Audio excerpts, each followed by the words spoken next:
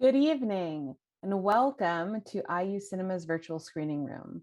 My name is Dr. Alicia Cosma and I am IU Cinema's director. Thank you for coming to our National Evening of Science on Screen and our virtual presentation of the documentary film The Cleaners with Dr. Sarah Roberts.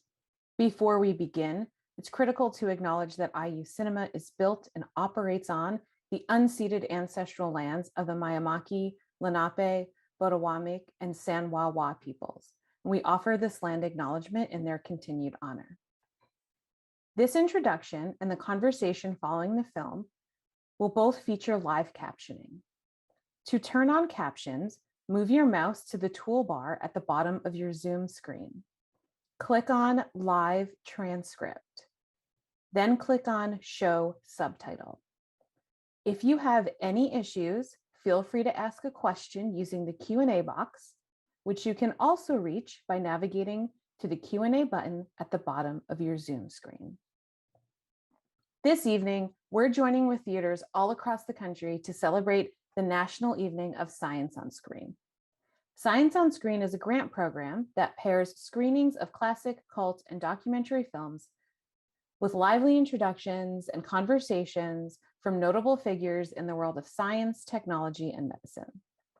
The program is funded by the Alfred P. Sloan Foundation and administered by the Coolidge Corner Theater. And we here at IU Cinema are very thankful to have been awarded a grant this year to run this and upcoming events. This evening's film will not screen through this Zoom webinar. Rather, you will see a link to the film both on your screen as well as in the chat box in this Zoom call. You will need to open a separate web browser to watch the film using the link and the case-sensitive password. If you have any issues accessing the film, please reach out to our tech support by using that Q&A button on the bottom of your Zoom screen. Once you've watched the film, please rejoin the Zoom webinar for what promises to be a fascinating conversation with Dr. Roberts and then an audience Q&A. So we'll see you after the film for that conversation and enjoy. We're really excited to be presenting The Cleaners to you this evening. Hi, everyone. Thank you for joining us back here for our conversation with Dr. Roberts at the conclusion of The Cleaners. Dr. Sarah Roberts is Assistant Professor of Information Studies at the University of California, Los Angeles, Graduate School of Education and Information Studies. She's also the co-founder of UCLA's Center for Critical Internet Inquiry. She is internationally recognized as a leading scholar on the emerging topic of commercial content moderation, which we've all just learned about, which is also a term that Dr. Roberts coined. Her work has been showcased in news and media agencies worldwide for its pioneering nature. Roberts is also a former Carnegie Fellow and a 2018 recipient of the Electronic Frontier Foundation Barlow Pioneer Award for her groundbreaking research on content moderation. Her book, Behind the Screen, Content Moderation in the Shadows of Social Media, is available from Yale University Press, now in paperback with a new introduction that she'll tell us a little bit about, and I strongly recommend picking it up. So with no further ado, please help me in welcoming, Associate Professor, Dr. Sarah Roberts.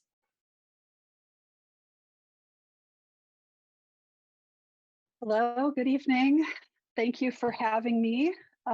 Thank you to Dr. Alicia Cosma for this invitation, to the IU Cinema for hosting this wonderful event, for the Science on Screen funding from the Sloan Foundation, and a special huge thanks to the incredible technical staff of the IU Cinema. I have been blown away by what feels like a major theater production, and the professionalism and the care has been incredible. So I just want to say thank you, because those folks are behind the screen tonight as well. And I'm really grateful.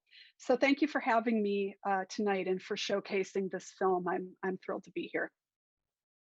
Well, thank you, Sarah. And I would like to remind our audience that while we're speaking, and Sarah and I will be speaking for about 15 minutes, you are invited and indeed encouraged and welcome to submit questions using the Q&A box below for when we get to our Q&A and interactive portion of the evening. So the cleaners came out in 2018.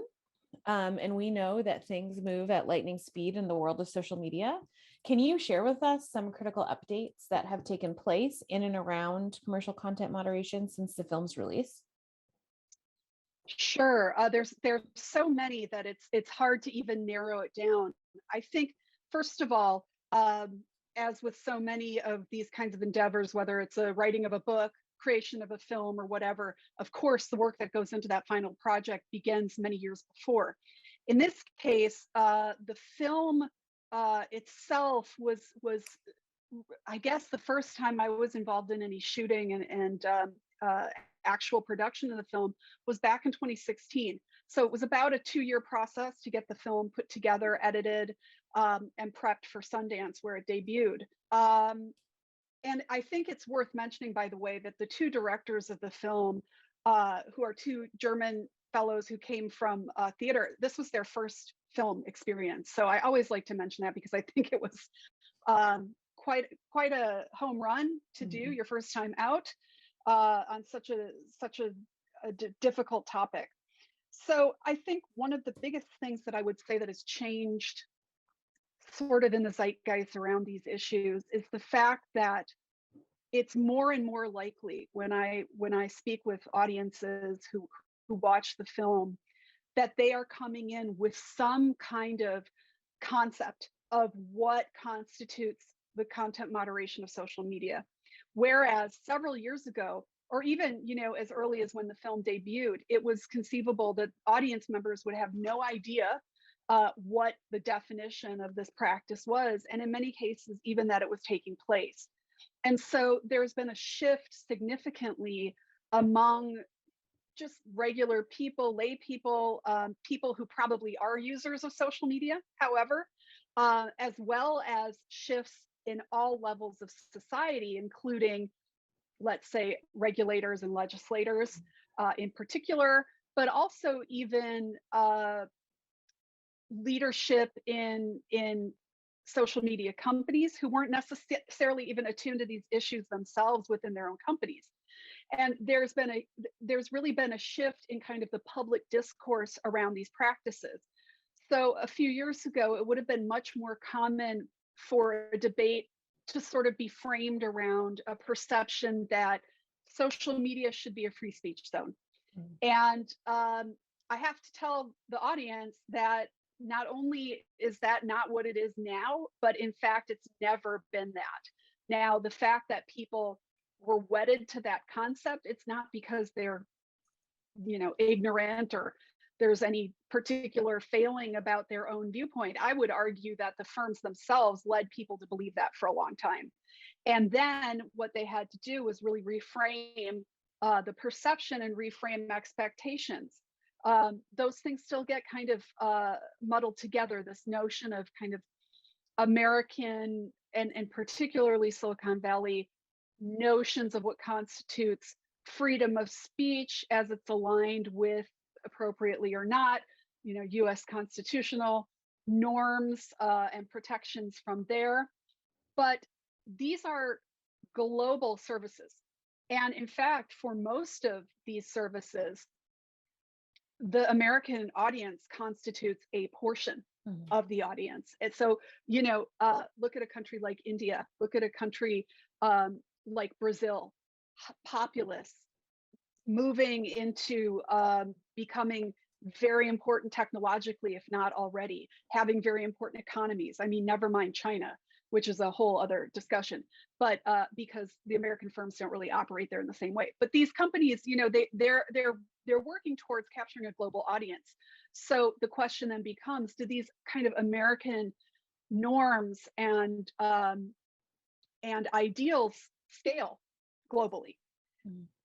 So that would be kind of the first thing that I think was a tension already brewing when the film was made, but that has continued to increase in intensity. And really, there has not been, it's not like someone has solved that.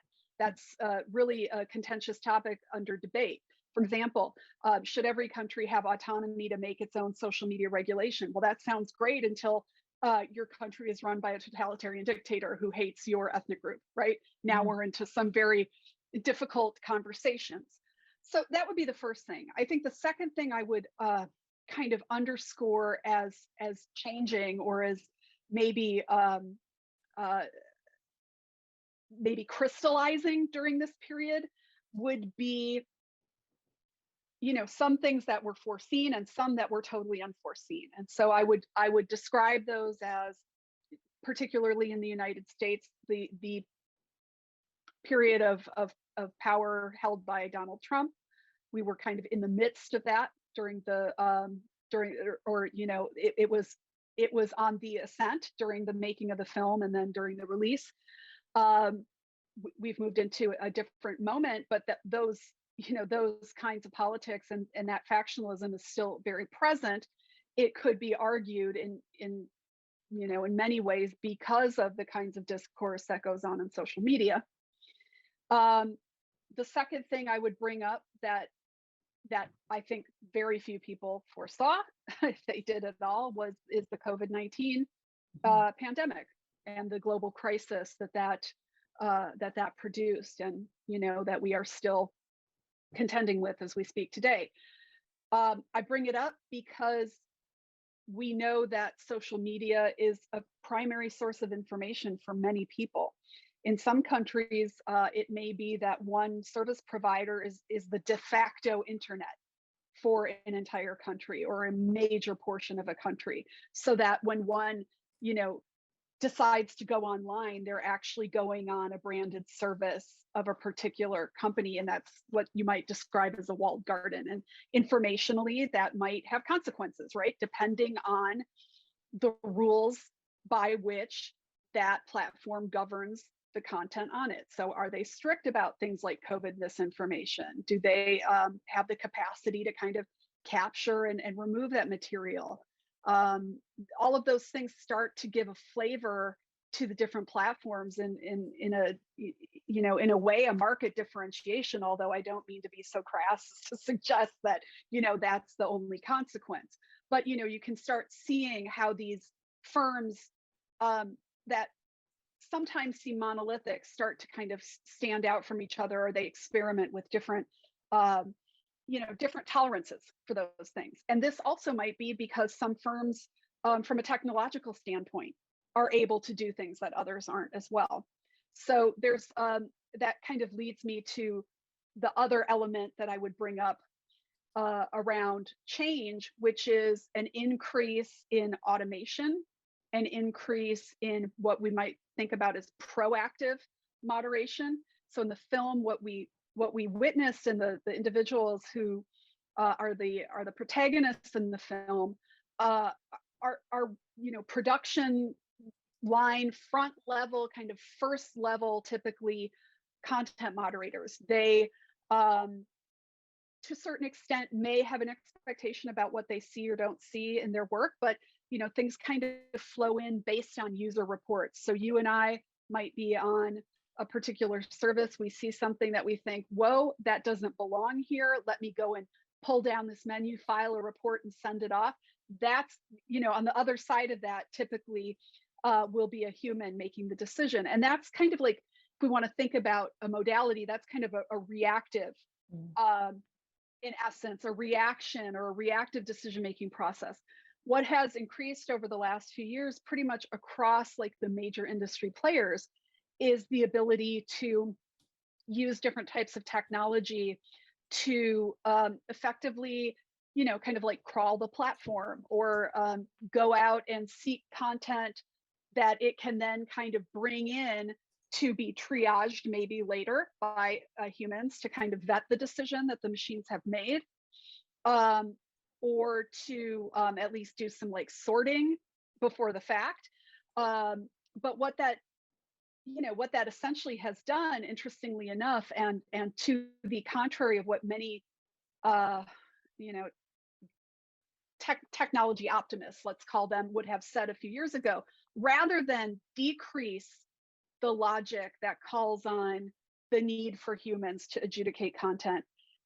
I would argue that's actually increased the need for humans to adjudicate content, because what it does is it goes out and seeks content that nobody has maybe reported, but still might violate the rules of the platform, and could be, even if, even though it hasn't been viewed, let's say, yet, if it were viewed, it could be incredibly harmful or disturbing, maybe even illegal. And so the net gets cast wider, and more people are therefore involved in the process. The last thing I'll say about that kind of third prong, and I'll leave it there, is that not only do we have this kind of legion of people who are working on content on the platform, but because of the increase in these technological tools, which are typically grounded in like machine learning algorithms and computer vision tasks and things like that, this requires a group of people to actually go in and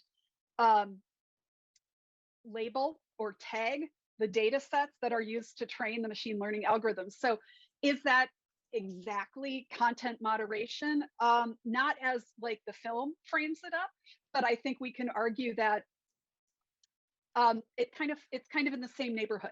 So I would say there's like an expansion of tasks that involve at some level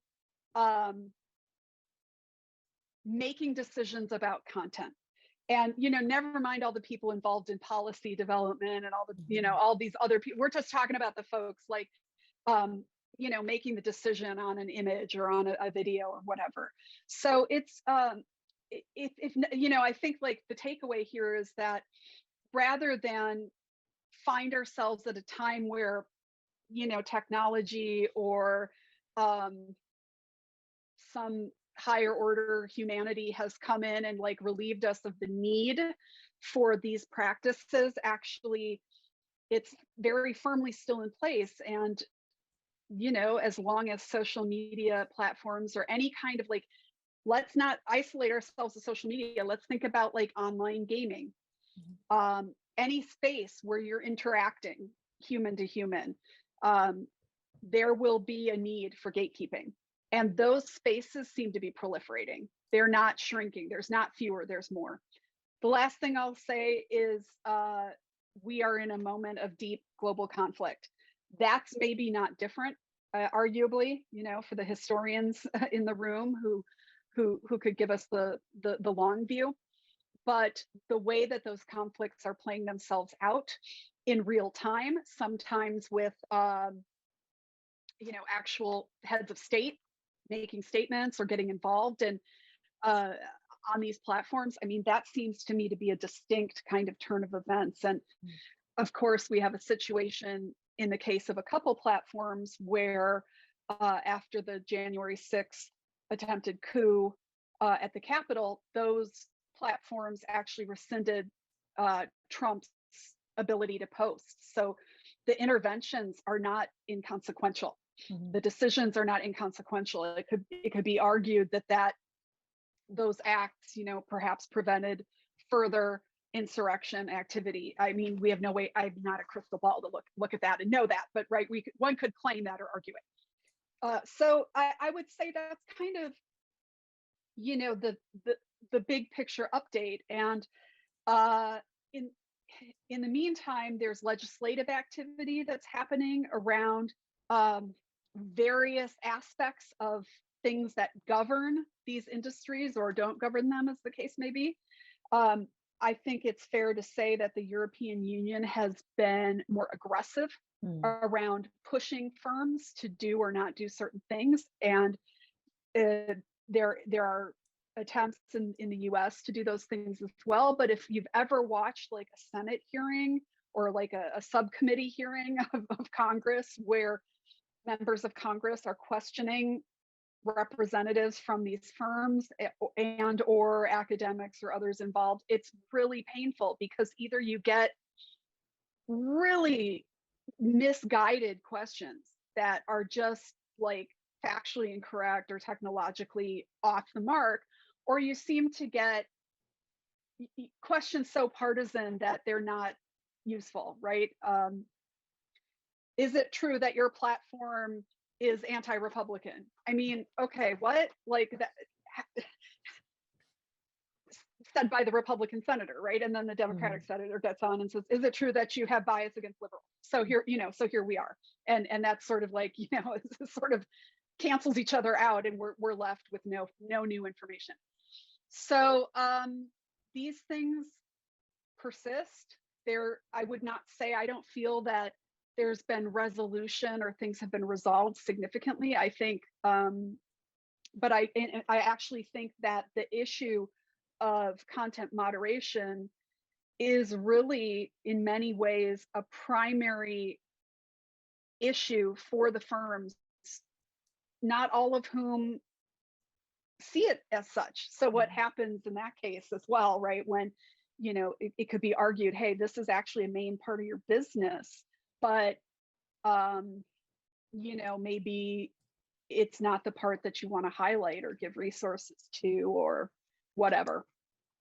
I'm really struck by so much of what you're saying is really certainly circling us back to an idea that is raised in the film, and I think raised rather briefly, right? The idea that this idea of kind of technological neutrality, right? Of the removal of the human from the system, and especially in your comments about the difference between this proactive and reactive content moderation and casting the net wider, right? And really thinking about machine learning or AI, or even any of like the types of taggings that we as everyday users encounter on an everyday basis, to like click all the fire hydrants in a photo to be able to be led into a website, and we don't really realize we're doing tagging, for firms when we do that. It really re-emphasizes the role of the human, of the person, right? And it brings me back to the comment in the film, where they were talking about the difference between the fact that these are tech companies, not media companies, right? These are technological companies that are not in the business of content, and in fact have always been very explicit about you as the user are the producers of the content, right? I think about the you in YouTube often, like you are the content, you upload, this is your control. And in so many ways, they've been so hands off on that, without really recognizing these kind of lasting implications, right? And we have, as users of all of these variety of technologies and apps and platforms, have also abstracted ourselves, right? And you start to see that abstraction forming in the factionalism, and you start to see that forming in the shutdown of conversations. And so I'm interested in your thoughts about how this kind of increase potentially on the human impact or the human participation in this proactive versus reactive of content moderation, is or is not really being intertwined into these larger conversations. I think about conversations like the internet as public utility, responsibilities of platforms, of deplatforming, as you mentioned, and really undergirding, right, the kind of human, the individual connection. Is that part of these larger conversations? I mean, I know, as you said, and as someone who has attempted to watch some of the Facebook hearings, it just becomes just nonsense and grandstanding at some point. You're not actually getting to any of those actual conversations. Is there this broader awareness of that kind of connection between essentially what we're this human computer interface? Well, I think, there are a few elements that um, obfuscate the relationship, right? Mhm. Between all of us, let's just say, in the broadest sense, all of humanity, and the machines that have been built in some cases to replicate human processes, or even simulate emotion, or do all kinds of ch- making choices, all kinds of things. I mean, I go back to this quip that I think, unfortunately for her, my advisor during my master's degree, who lucky for her, she's now happily retired, living in British Columbia, on an island off of the coast of British Columbia.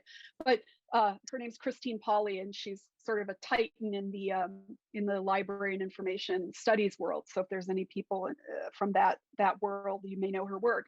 But she quipped to me once.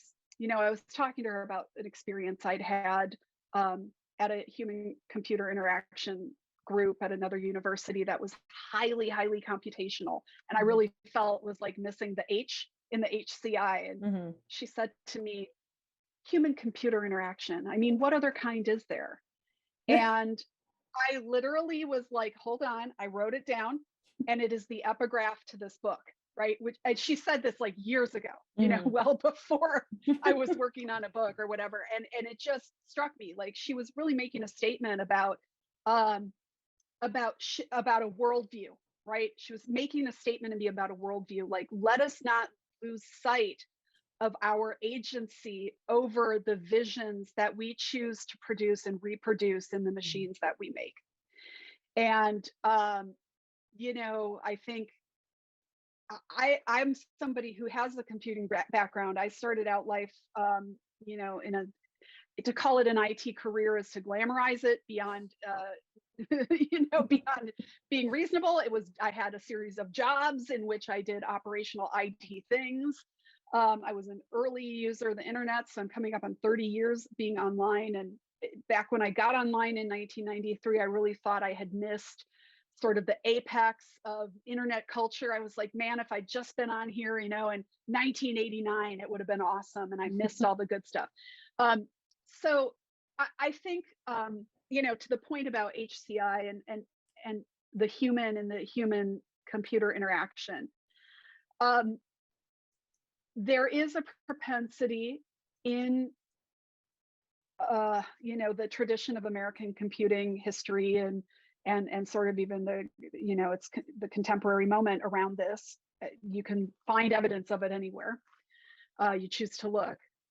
That for whatever reason, I mean, we can talk about why, but for various reasons, tends to glorify the outputs, let's call them, of the computational outputs versus human decision making. And in some cases, there's reason for that assigning of value. I mean, certainly there are things that computers can do better. They can do things at scale. They can, they can like tackle hard, intractable problems, numerical, mathematical problems that humans couldn't do or would be very hard pressed to do, or do it in any kind of reasonable time. The power of computers is immense, but somebody built the computers. Somebody decided what task to put the computers on, right? What's an appropriate task for a computer to do as opposed to what is not. When I think about human computer interaction, I'm not just thinking even about programmer and program, or input a task and receive the output. I'm thinking about somebody dug up minerals from rare earth minerals to go to making the internal parts of the computer. Somebody assembled the computer on an assembly line. It was shipped, it was manufactured and shipped to another part of the world. It was used by someone, and eventually it will go to die, but really live on in the form of toxins and plastics and so now we're into this whole cycle that is in fact, unfortunately, very, very dependent on human behavior. And I think when we lose sight of human agency when it comes to computing, we're risking a lot. We're risking, it's a dangerous game, right? It's a dangerous game. I mean, it's also, I think it's not supportable really at the end of the day. There's always the ingenuity the genius, Mhm. the will, just the will of humans involved in every aspect of computing. And I think we do well to remember that, right? Uh, I think it's content moderation of social media is particularly peculiar in the sense that when it boils down to it, the kinds of decisions that the protagonists in the film are making, that people were introduced to this evening, kinds of decisions they're making, they could actually be mapped on a flowchart, right? They Mhm. could be mapped in computational style logic. If then, right? Mhm. If blank is present, then go to the next part of the decision tree and decide what actions you take, and you follow a pathway to an outcome. This is how the moderation process, I mean, I'm deeply simplifying it, but essentially that's what happens. And that is like a computational style of problem solving. But what's interesting here is that humans are doing it. Now, why are the humans doing it? Well, because in this particular case, where there is a need for an incredibly sophisticated ability to discern, an incredibly sophisticated ability to hold multiple meanings in your mind at once, and sometimes even the need to override what seems like a decision that, if you follow the logic, should be made, but you need to override it and then support that decision, to your supervisor or whomever. That's what humans can do. Mhm. Computers aren't good at those things, not in the same way that the human brain is, not in the same way at this time. Mhm. They can do, they're great at matching, they can do certain types of sorting, they can do, I mean, I'm constantly amazed when I find out the new things that some of the incredible engineering around things like machine learning can produce. But there's always a subset of things that it cannot do as well, or it maybe could, but the cost benefit analysis says it's cheaper to Mhm. have human beings do it. It's more efficient, it's faster, it's more reliable, actually. Uh, and so that should tell us something about our own relationship to these processes, that they're actually processes of discernment and judgment, and sort of like a very fine line of taste in some cases, Mhm. that are, we might argue, uniquely human, or particularly human, right? Especially human. Um, and so that's also human computer interaction in a way. Uh, Yeah, I mean, it's fascinating. And I think to kind of pull the audience into this conversation a little bit, especially keeping on this thread of the kind of particularly human about human computer interaction, we do have a question thinking about kind of pulling the thread a little bit about what you said earlier about someone decides what computers do, right? There is someone there kind of doing that work. Who says computers do what? At what point do we also need to consider that the kind of myth of technological neutrality, right, is also something that needs to really be tossed aside when we think about bias implicit in machine learning, right? And the ways that technologies can be reflective of or exhibit racist, sexist, anti-Semitic, and additional tendencies.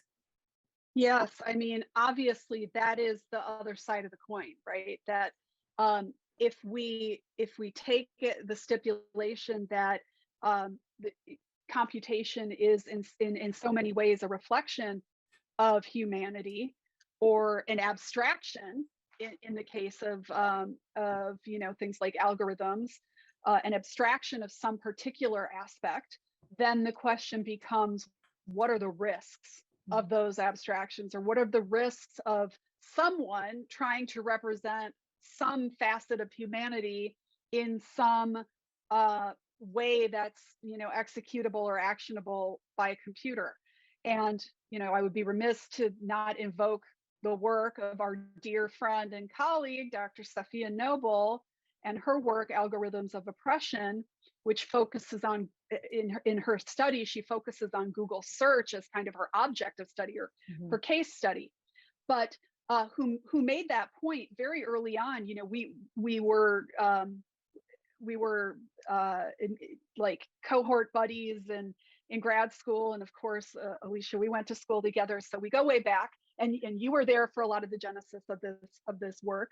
But while I was looking at this like human situation with content moderation and trying to figure out what's going on here, Dr. Noble was looking over here at, okay, we have this thing, Google search. It sort of just presents itself.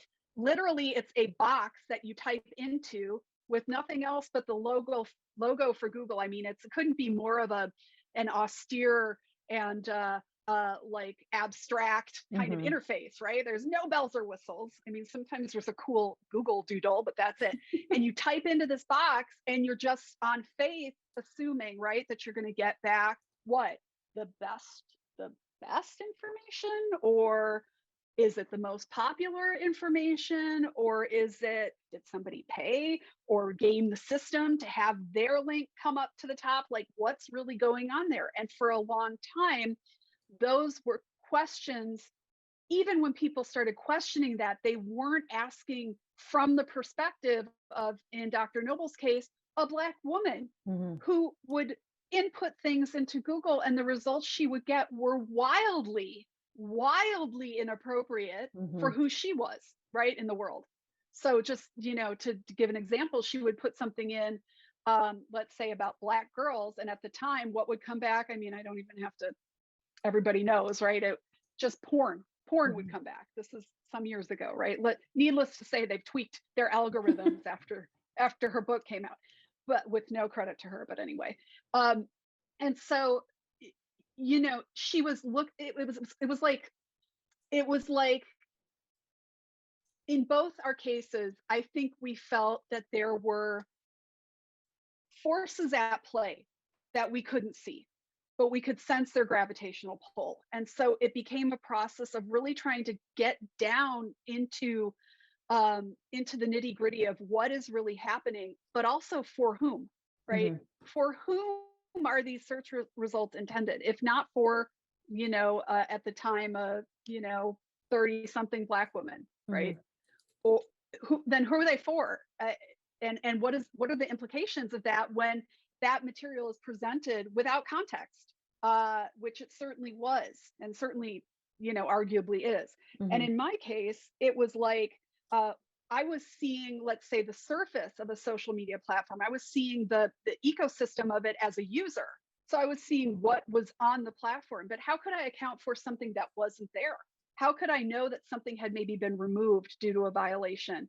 There was no trace of that. How would I know that maybe a human made the decision?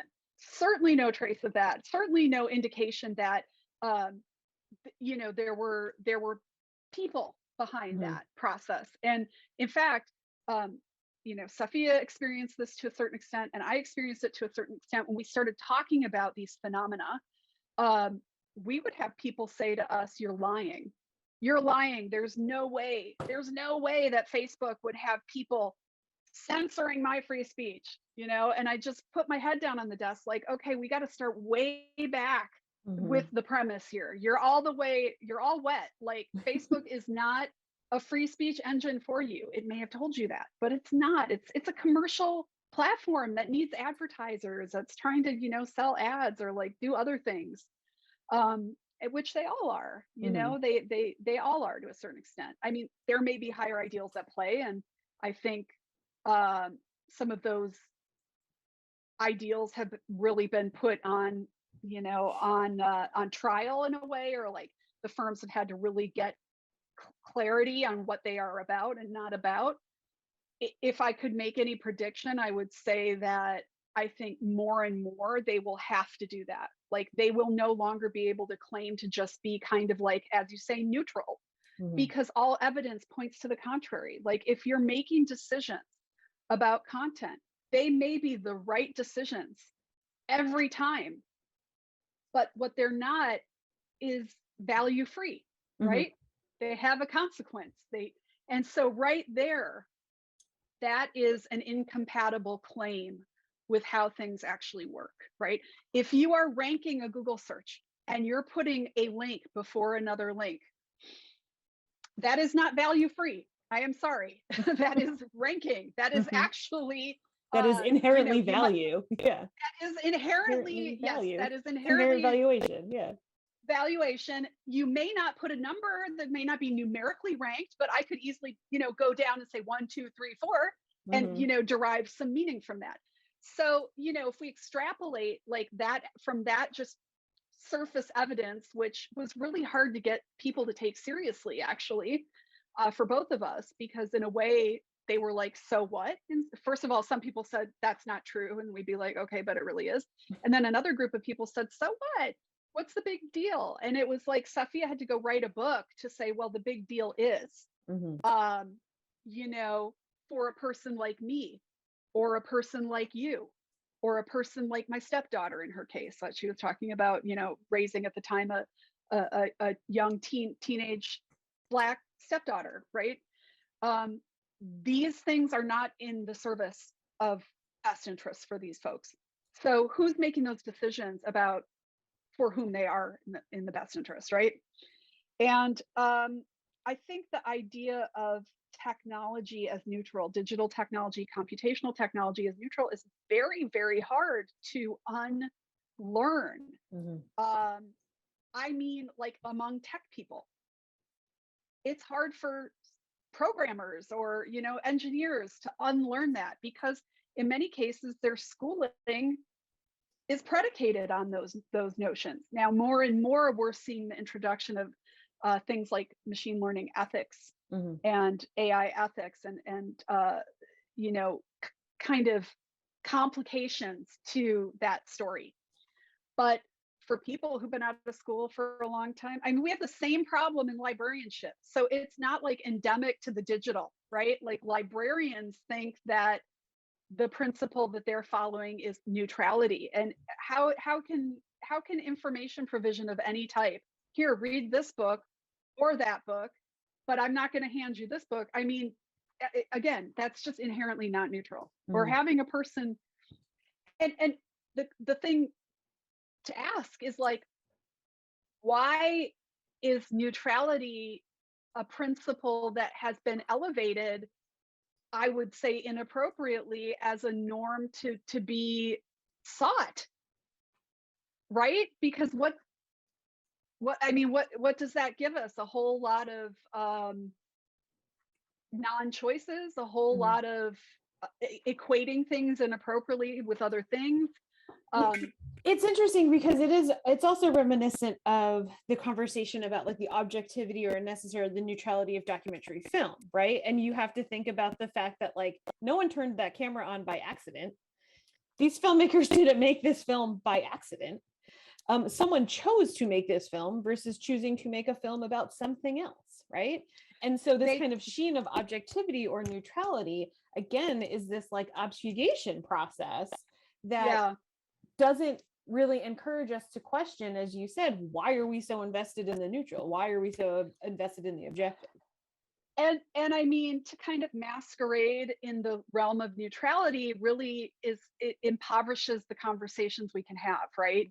So if we presume that what we see is some output that has been rendered neutral by whatever, I think what's inherent there is that we don't have to use our own critical judgment. We don't have to interrogate the thing as hard because someone's done the heavy lifting for us. And anytime I think we, again, to come back to the human, we cede that agency, we are asking for trouble. I'll tell you, it's funny that you bring up, I mean, it's not funny because you, of course, come from the world of documentary film, but I appreciate you bringing up documentary film as a kind of point of comparison, because I am in the process of reading a book of essays about Claude Lanzmann's Shoah, which Mm-hmm. is about the least objective Mm-hmm. documentary film ever made, on purpose, in every dimension. Every decision was made. There was no, how is anything objective about the Holocaust? Like that would, Mm-hmm. you know, that like the mere thought of that is an obscenity to Lanzmann as a filmmaker, right? And so the whole introduction, I was reading this last night, the whole introduction to this book of essays talks about that, like how the film turns those notions on its ear, you know. And weirdly, I was watching like a Frederick Wiseman movie the other day. Uh, Welfare from Mm-hmm. 1975, Mm-hmm. which is, really he just sets up the camera in a New York City welfare office.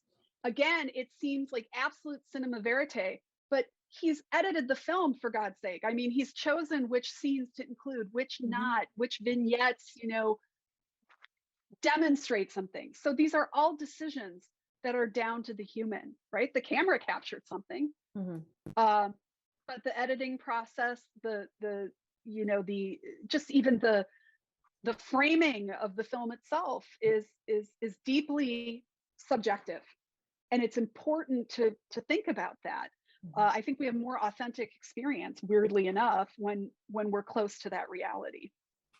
I want to make sure, as we're coming kind of close to time, that we acknowledge again this kind of very human connection, the consequences that you were speaking of earlier, and a really excellent audience question that I know is something that you go more into your book, and the film touches on.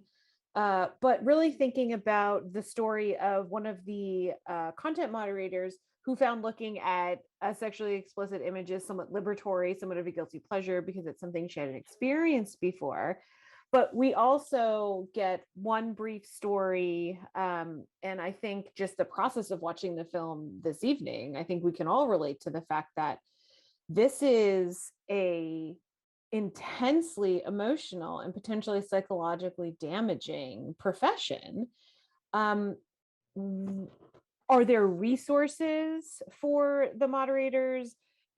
Are these firms take responsibility for really what can be the terrifying consequences of keeping us as the users away from having to experience this type of work, right? So what happens to those moderators whose kind of guilty pleasures are not guilty, are not liberatory, are simply just Yeah. kind of weighing on them? Yeah, I mean, it's a great question, and it's sort of it's a through line of the stories, I think, of the protagonists. It's interesting. I've seen the film more times than I can count. I saw a bunch of different cuts of it. I saw it, in the theater. I saw it in different places. And no matter how many times I watch it and I know the stories inside and out, just like I know the stories in my book, something about the immediacy of like the people narrating their experience, it really moves me. And I mean, I found myself like crying. If any of the audience members were crying, I mean, I do too frequently when I watch the movie. Um, I mean, here's like the paradox of humans doing content moderation. It is their sensitivities that make them good at content moderation, Mm-hmm. right? So if you were to become desensitized to the point that these things didn't affect you particularly anymore, it could be argued that you're actually not going to be very effective as a decider, Mm-hmm. maybe. I mean, that's an extreme situation, right? But if you take it to the logical extreme, certainly when we think about things that have maybe changed, this maybe is a thing that has changed for the better over the past years. And we could certainly point to like labor and other kinds of activism that have pushed these things. There was a class action lawsuit in the state of California from a woman called the lead plaintiff. Her name was Serena Scola, former Facebook moderator. Mm-hmm. So there have been some like legal action. There's been some labor action inside and outside firms. I think journalistic coverage. I think academic poking around. All of those things have moved the needle on improving conditions and improving resources. But it is still conceivable that you could do content moderation solely in the context of like a digital piecework Mm-hmm. website like Amazon Mechanical Turk or Mm-hmm. some other, where there's almost like no relationship between the solicitor of the work and the person who does the work. You could maybe spend all your time doing content moderation on a site like that. There's certainly no human resources, benefits. There's none of that associated with this digital piecework type of stuff. Mm-hmm. It's sort of the nadir of the setups for content moderation. Certainly in larger firms, and in like the subcontracting firms that so many of them use, more and more there are mental health and other kinds of resources, support resources. But this can get tricky. I had one person who I spoke to for the book who worked at a company I call Megatech, which was in Silicon Valley. And he said, yeah, we do have a mental health practitioner who comes in and it's like a free service. But I always think about, what does it mean if I stand up and walk to the person's office and my Mm, manager is there and mhm, sees me like going and voluntarily saying, I'm having some trouble with the precondition of my job, which is to view difficult material. So, and I would say that I don't know of any like longitudinal study of people who have done this work and who have gone on somewhere else, or who maybe have done it for years and years. Like, I don't know of any publicly available material that tracks that. It's very hard to do research on this topic when you're outside, because these are proprietary setups, and the practices are treated with a lot of secrecy by firms. I mean, first of all, they're competing against each other for who can do better at mhm, content moderation. And so it's been difficult to like arrange consortia within industry where people come together on this topic, whereas they might on another. The one thing I'll say as a final note, though, is that there has been improvement in some of like the worst content, which is, I mean, I would argue it's some of the worst out there, which is, child sexual exploitation material. mm. And there, for better or for worse, in many cases, people circulate the same material. And there are ways that here's a great use case for computation, right? That computers are able to use um, uh, computer vision and machine learning algorithms and some other technologies, hashing technologies, to like identify these known bad images and get them immediately when they hit a particular site that uses that service. And frankly, most of the industry, major players do. But I think I'm always left at the end of these conversations with two things. One thing, what is it about the business model of digital the digital realm? Because again, I will include games and I will include all these other kinds of spaces that that seem to be predicated on a constant influx of images or content, what we call content, which is a made up sort of nonsense term, right? It's a bucket that everything fits in. It's everything, it's But also, nothing. Yeah. yeah, right. It's good, it's bad, it's Mhm, whatever. What is it about the business model that has led us here? And then the other thing is, what is it about human nature that we want to hurt each other and take, record it and circulate it, or we want mhm, to harm animals and upload that and show people? Like, what in the hell? you know like, I had a friend who used to work in rape crisis, and every time her pager went off, because it was pagers back in those mhm, days, it meant somebody had been harmed. mhm. And she used to also have to do trainings and go and speak in front of college students and stuff. And I said, don't you just want to get up on stage and scream, stop raping each other? Mhm. You know? So the pager's always going off, right? Mhm. That's, yeah. And Well, we have a role there somehow. somehow, and I think that's one of the things that is so kind of vital about this work and is vital about these conversations, is we absolutely have a role in this, right? It is absolutely our responsibility to know what's happening and to, as you said, not diffuse our own agency in the process, and also not diffuse our own, our own political will, right? Little p political, we'll say, not big p political, for sure. The kind of impact Yeah. that we can, right, have on this. We are not, just tiny bits floating through the machine. We are culpable in this process. We have agency, and we, as you said, do well to remember that. I The think so. Yeah, I think the kind of depth and breadth of this conversation, and how immediately, or how immediate it feels, right? How immediate it felt in 2018 when the film came out, how immediate it felt when the book came out, how it still feels so immediate now, just tells me that we'll have to have you back for a longer conversation to keep it going. I can't rec- Anytime. I can't recommend enough picking up Sarah's book, Behind the Screen: Content Moderation in the Shadows of Social Media. It is one of those rare texts. Oh, yeah, that has a great cover, but is also incredibly readable, incredibly informative without sacrificing anything that you need to know. So please go to your local bookstore, maybe not Amazon on this one, and pick, and pick that book up. So I really want to, Sarah, thank you so much. We're really privileged to have been able to host you. Before we end, I would like to echo what Sarah said earlier and just really thank the IU Cinema team who's been working diligently with themselves behind the screen, specifically Elena Gracia, Will Elstroth, Ava Clouden, and Max Moore to make this evening happen and happen so seamlessly. Sarah, for your time and expertise with us. Audience members, for your attention, your empathy, and your fantastic questions. I wouldn't be doing my job as director of the cinema if I didn't tell you we have 2 more Science on Screen events coming up. Next week, in person in the cinema, the 29th, we'll be screening Close Encounters of the Third Kind, having a talk by IU professor Susanna Lepselter on the social and cultural roots of UFO conspiracy theories. And then the following Tuesday, April 5th, IU professor Joe Shaw will join us to discuss the human toll on our biological environment after we screen the Korean monster classic film, The Host. So both of those events will be in person at the cinema, and I hope you'll be able to join us. And I certainly hope to see you all, next time we bring Sarah around. So thank you all again. Have a wonderful night. Thanks so much.